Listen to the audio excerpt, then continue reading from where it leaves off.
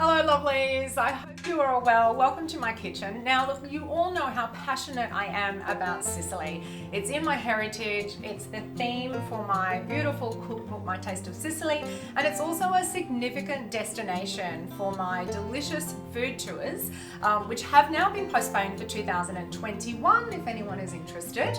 But look, what I love most about the Sicilian cuisine is that it shows traces of all of the cultures that have lived on the island in the last 2 millennia and shared a large number of similarities with the Italian cuisine. But the major difference between Sicilian and Italian cuisine is that Sicily really shows all the influences of the Arab, French, the Spanish, Greeks, Normans, Byzantines, among others who invaded Sicily.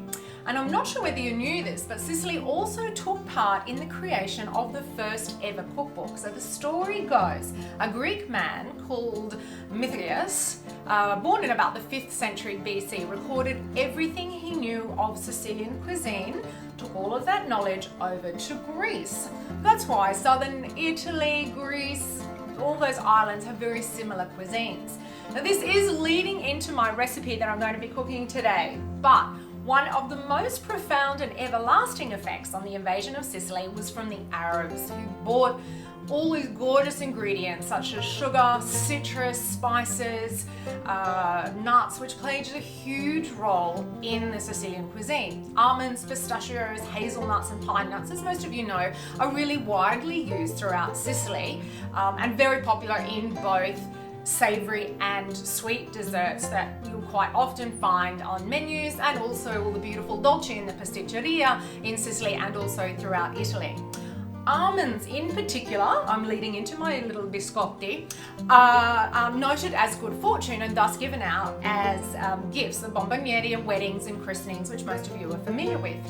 Now the almond tree symbolises love, and this is why I wanted to create these beautiful biscuits in lieu of Mother's Day, or if you wanted to give something a little bit special to a friend, to a mother, to a grandmother.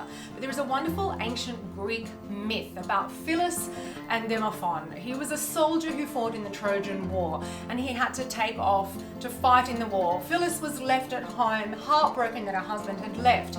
She waited for years and years until she finally died of a broken heart, thinking that he had completely forgotten about her. An almond tree grew from her grave, and when Demophon came back to visit his wife, the tree blossomed, a sign that even in the afterlife, Phyllis still loved him and was very happy to see him.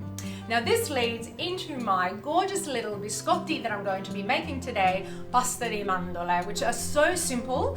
It's about 4 ingredients. No special equipment needed, no great skill. They're really delicious and they're an iconic southern Italian biscotti. So come with me and I'll take you on a little food journey to Sicily.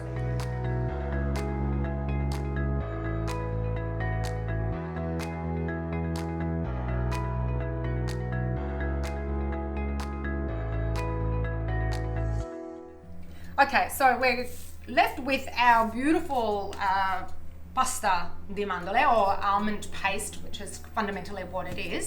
Now all we need to do, and here's the fun bit, and this is the part that I love the most, is just taking some icing sugar.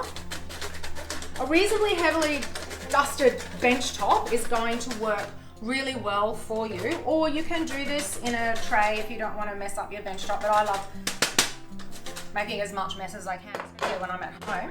And then you just take small amounts of the almond paste. Now there's a couple of different ways you can roll them. So either just in a little ball, like so. I'm going to pop the tray on here so you can have a really good look. So we can do it this way, and traditionally a little cherry on top, and just kind of squash that down. So there's one way. The other way is piping it with a star nozzle, which you end up with like a really nice kind of little bit fancy. This other way is the way that I like to form them. And my beautiful friend, Miss Donna Casallato, well she's married now, but I still call her Donna Casallato, who is Angelo's pasta. Her and I love to do them in like an S shape. I'm just going to move the icing sugar out the way. So what you do, take your dough, you roll it in the icing sugar and then squeeze the two, creating a little S shape. So just like that. So it's up to you. You can still pop a little cherry in there if you want. If you want to create a little point of difference, or you can top it with an almonds, some crushed pistachios. Yeah, anything you like as a little bit of a garnish. So I'm going to keep rolling, and I'll fill up all of this tray, and basically they just go into an oven of about 170 degrees, only for probably about 10-12 minutes. It's really just until the outside becomes a beautiful dusty pink. And what you'll find is that the outside of the biscuit will become nice and crunchy and a little bit firm, and the inside will stay really nice and moist, and you'll have those gorgeous flavors of the orange, the lemon, the vanilla, all kind of permeating through the almond. So I'll put on a bit of music, keep rolling, and I'll see you soon when they're ready.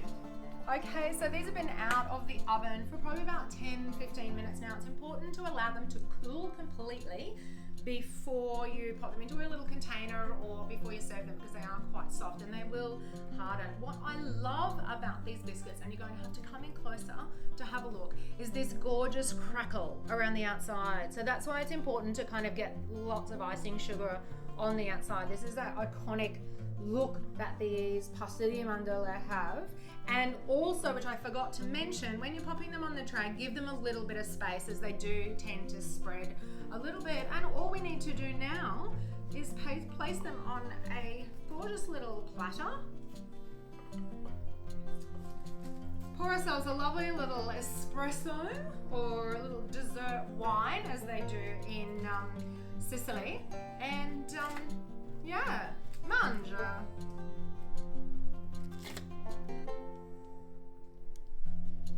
Now, if you missed your travel plans for this year due to COVID, you can follow me on my Instagram at Food Tours for Travel Lovers. I am taking you on a day-by-day journey for 16 glorious days through Sicily and the Aeolian Islands, just to give you a little bit of a taste of my delicious food tours, which will be running in 2021. So follow me on Instagram, Food Tours for Travel Lovers, and yeah, I'll see you in Sicily. Come along for the ride. I know you're going to love it.